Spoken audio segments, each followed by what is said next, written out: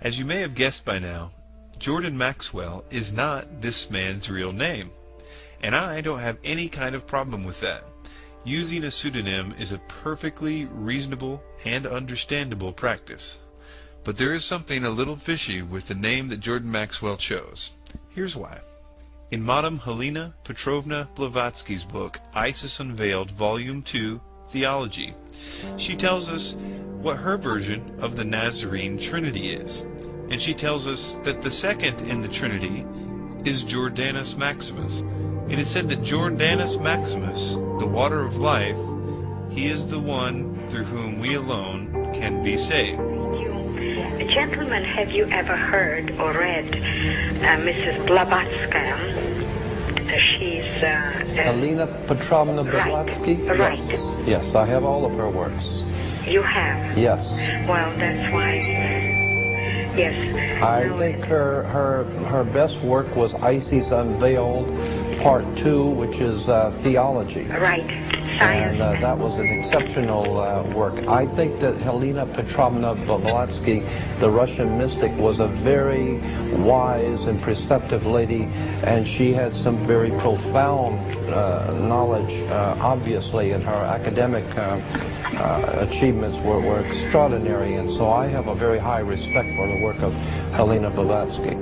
So are we really to believe that Jordan Maxwell had no previous knowledge of the term Jordanus Maximus, the second in the Trinity of Helena Blavatsky, in her book Isis Unveiled, Volume 2, Theology, which he clearly says is his favorite book? This man, claiming to be a great wordsmith, didn't know that until he got an email from a rabbi?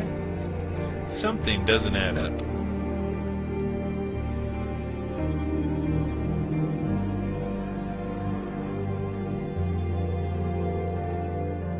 Jordan Maxwell is quite matter-of-factly telling us that the real meaning of the Jewish Ark of the Covenant is not what the Jewish people wrote about extensively, but instead what Helena Blavatsky said in her book, The Secret Doctrine. Some scholars suggest that the entire Bible is about what the Ark of the Covenant represents.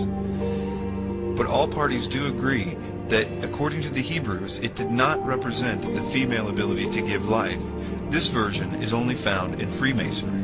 It is also very suspicious why Maxwell continually tells us that true history is the mystery school history. And so the priest would drop blood in front of the ark, representing the menstrual cycle of the female. This is really funny if you think about it. Jordan Maxwell is secretly using Helena Blavatsky's version of Judaism as his source to discredit Judaism. To say that's a biased source would be an understatement. Madame Blavatsky's writings were said to influence Hitler and therefore the Nazi regime. So to have this anti-Jewish rhetoric being said to be true history is concerning, and it should be a red flag to the truth movement, in my opinion. And the Osiris cycle of death and resurrecting. It is this tradition that is played out in Skull and Bones of the laying in the coffin and being reborn. That's why George Bush can say that he is born again when people ask him if he's a Christian.